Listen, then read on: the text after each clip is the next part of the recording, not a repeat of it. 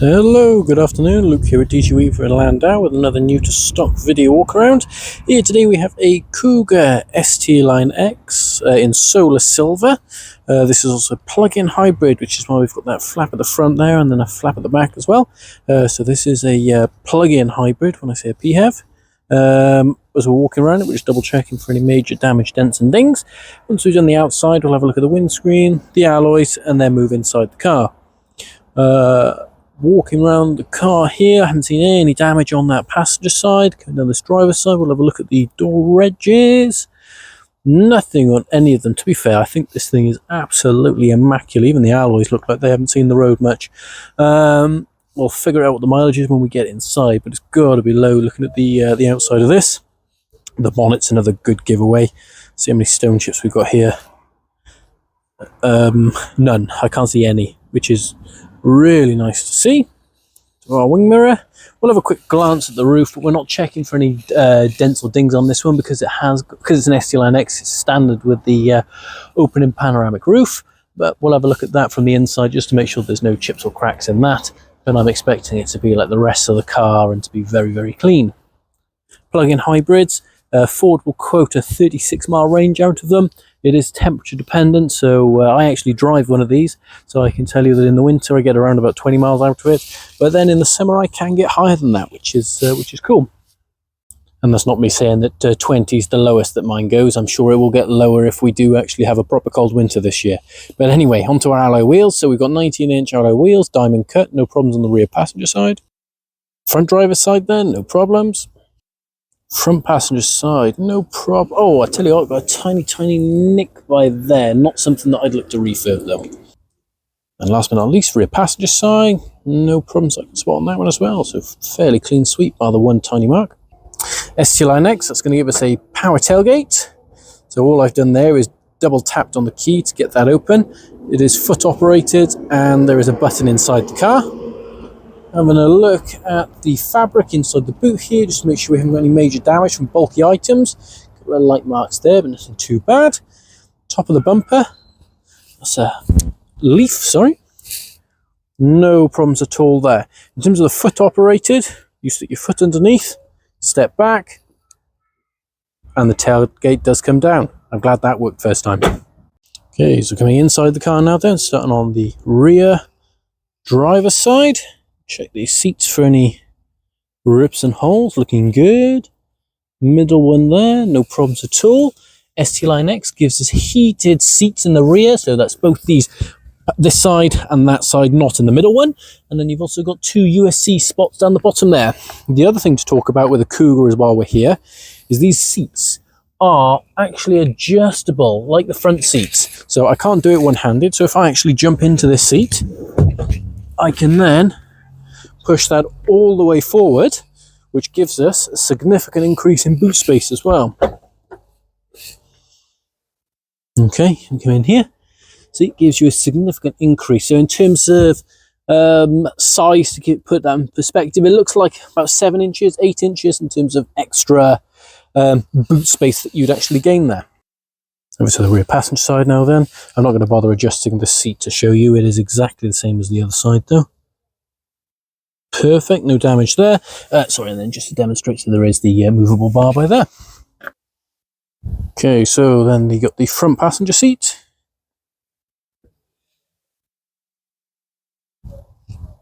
No problems there. And then last but not least, our driver's seat.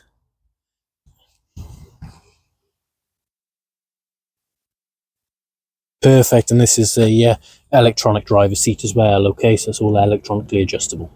Okay, so we're inside the car now. Then we're actually starting on the rear seat just because I wanted to show the pan roof, and it's easier for me to do it from here. So just to show you that we've got no chips and cracks. Trying to do this, I can't zoom out anymore. As you can see, that's absolutely in perfect condition. In terms of controlling the roof then, we've got the buttons by here.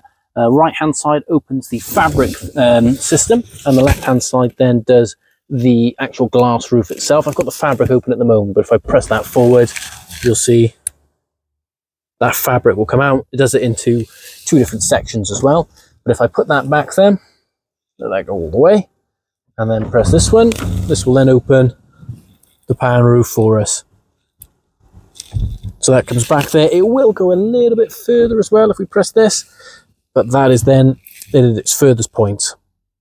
Okay, so let's start talking about some of the toys on this car. So we've got another button here for the tailgate, little pointer, because it catches me out all the time. If the car is not in park, so for example, if I pop that into drive, and then we press this tailgate, it will not open. It just beeps at you as well. It doesn't actually tell you why it's beeping.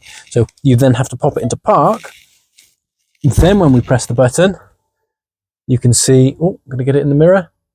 Yeah, there you go. The power tailgate will open. Same again, I can then press this here, and that's going to close in the background there for us as well. There you go. So we've got auto lights, electronic front and rear windows, power folding mirrors. Press this button here, they fold in. Press this button again, they fold out. You can do that on the move then. Left and right, so passenger and driver's side. Onto our steering wheel then. Make sure we've got no major wear and tear here, which we don't. Left-hand side of the steering wheel is cruise control, speed limiter and volume. Left-hand side then is controls for the trip computer in front of us, so this OK is on a pivot, so these arrows don't actually do anything. Voice controls, answer and hang up on the mobile phone. It's a full digital trip computer with the mileage on this car at 12,386. Range there showing up, I don't know, call that, I don't know, just over 50%, probably 60% there at 18 miles. And we've got just under half a tank of fuel in this car as well. Loads of different screens there. I'm not going to bother talking to you about all the different settings that come through on the digital trip by there, so I get it to focus. Bang & Olufsen sound system standard on the car because it's an ST-Line X, and the system runs off Sync 3, so Android Auto and Apple CarPlay are applicable, or usable, should I say. Sources, you're going to have FM and DAB as well as Bluetooth. Pair the mobile phones, I've already run through that one. Built-in sat-nav if you're not using Android Auto and Apple CarPlay, to have the obviously Google Maps or whatnot.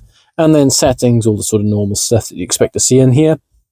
However, just to point out, as this is a plug-in hybrid, we do have this sort of charging systems priorities, charging settings as well.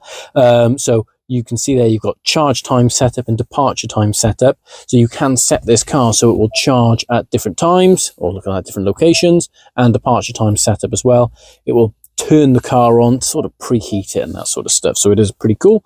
If you have Full Pass Connect as well, the app connected to this car, you can actually start this car remotely from your house to start de-icing things. A couple more buttons there for the audio system. Climate control down the bottom here. If I turn that on, you've got dual, so temperature is passenger and driver's side. It comes actually through the screen there at the top here. If I do the passenger side, you can see obviously left hand side at the top there is your passenger temperature, that's your driver's side temperature. Press dual to get it back to being controlled by the same. Heated front seats, driver and passenger. Heated steering wheel, which is the best thing since sliced bread. And then best thing about a Ford, you've got a heated windscreen button here. USB, USB, 12 volt, and that's a wireless charger as well. So that's probably an optional extra on this car. Drive selector here, and we just twist the dial and we go to where we need to be. Pop it into reverse. That gives us a rear view camera with guidelines. It's an electronic handbrake, which is auto hold and auto release. And then we've got a couple of different drive modes here, but more to talk about would be the EV button, just straighten the steering wheel. Got a couple of different drive modes with the EV, so auto, EV now, EV later, and EV charge. You'll probably spend most of your time, in all honesty, in EV now if you are only doing small journeys. EV now is obviously forces it to drive in only electric. If you're on a long distance drive though, you'd put it into auto EV, which would then let the car choose which drive mode is going to be better in terms of engine or battery. Let's have a look under the bonnet. And then just a quick scout under the bonnet here. This isn't anything technical, it's just to demonstrate that everything's present and clean and tidy. Wonderful, thank you very much.